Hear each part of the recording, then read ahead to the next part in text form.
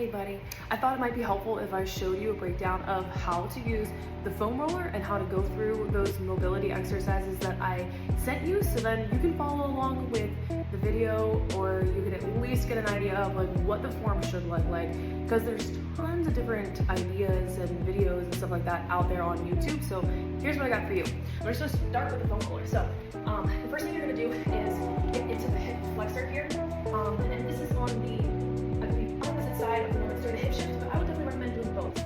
About 30 seconds or so, whatever it's like on the page. Now you can also foam roll your quads, and that may help too. But we want to get right in here at this like hip crease, the spot where the front of the leg attaches to the hip, and you just smash that out. So then what you're gonna do is stay in this kind of lying face down position. You're gonna angle the foam roller and angle your legs so you can get the inside of the leg and roll into those adductors. You can go all the way up into the groin and all the way down to kind of the side of the knee. So sit your butt on it, and then you're gonna take your ankle of the glute that you're rolling across your knee, and oh my gosh, roll into those glutes. Okay, wasn't expecting that to be that spicy. Anyhow, here you go. There's part one of your mobility routine.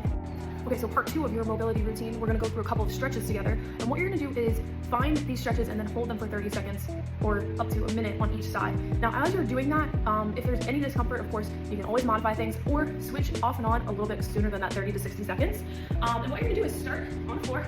We're gonna start at the 90-90s. So you're gonna set up, I'll face towards you, 90-degree angle roughly on each leg. So one's gonna kind of be pointing out one direction, the other's gonna be kind of pointing straight forward from where you're facing. So what we're gonna do is hold 30 to 60 seconds on each side or each direction. So I'm going to just like lean forward over this knee, stretch internally in the hip, and then we can also sit up and lean back to stretch externally here.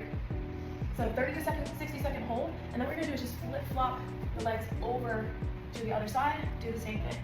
Again, you can play around with either leaning forward or leaning back and keeping your torso upright. Then from there, you're gonna go into couch stretch. This is a stretch for our hip flexors. If you can use the wall, you can use a box or the edge of a couch. I am, just for demonstration purposes, going to use my hand because I don't have myself close enough to something. So you want that back foot elevated. You're set up in a lunge, and then from here, you're going to hold this stretch. And if the front of your hip feels really, really tight right here, you're doing it right. If you need to increase that stretch, you're going to sort of slide your hips forward while holding that and raise your arms overhead. You'll do 30 to 60 seconds on each leg. Then we're gonna go into an adductor rock back. So going back to hitting the inside of the leg. I'll show you from two different angles. You're gonna start kneeling, extend one leg out, keep your toes flat on the floor. You don't wanna be like lifting and rotating the leg while you do this. And then we're gonna come down either to our hands or onto our forearms and rock back. Now I want you to make this like sort of dynamic, rocking back and forth, 30 to 60 seconds. I'll show you from the side here too. Leg extended out. As I rock back, I'm keeping my foot planted down and my hips and my spine neutral. I don't want to be doing any rounding and twerking while I'm doing that. Okay, so sit back. What you're going to do is set up with your toes against the wall, and then you're going to push your knee forward, okay? Okay, yeah, my knee got to the wall. So now what I'm going to do, to make it just a little bit harder, is move my foot back from the wall and continue to push my knee forward while keeping my foot flat on the floor. And if I can do that again, I'm going to move my foot back just a tiny, tiny bit until I find a really big stretch through the ankle here, and I can keep my foot flat on the floor. So there, I'm not quite touching the wall. You don't go back to that original position, and I'm just gonna hold this here, and hold this stretch 30 to 60 seconds. And there you have it. It should take you about 6 to 8 minutes to get through your whole routine, and you can do it every day.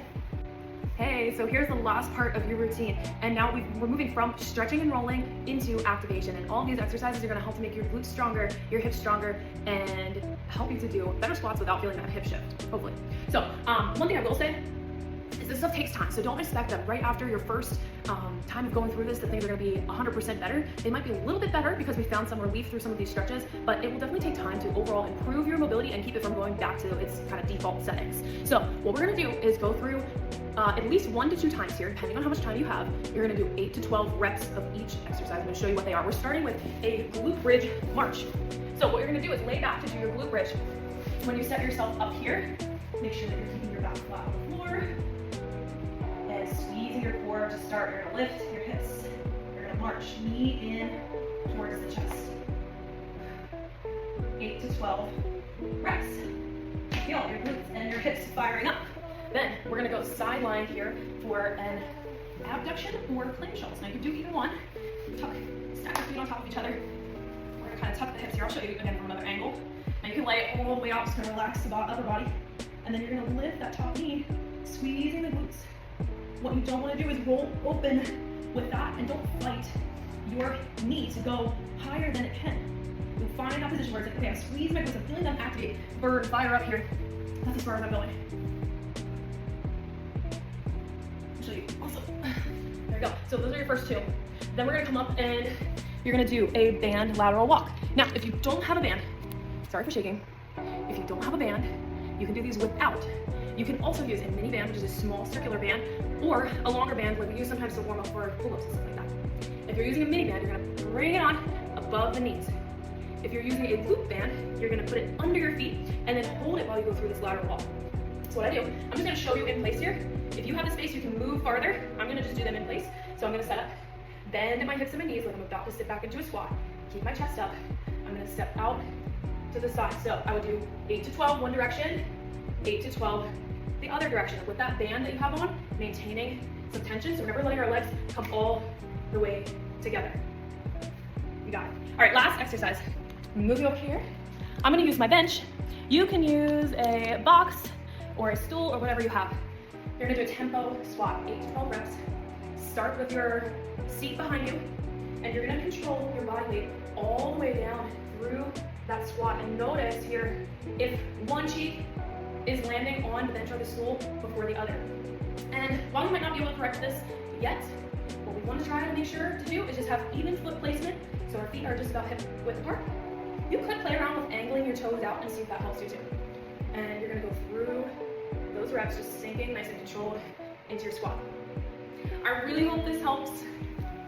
You got this.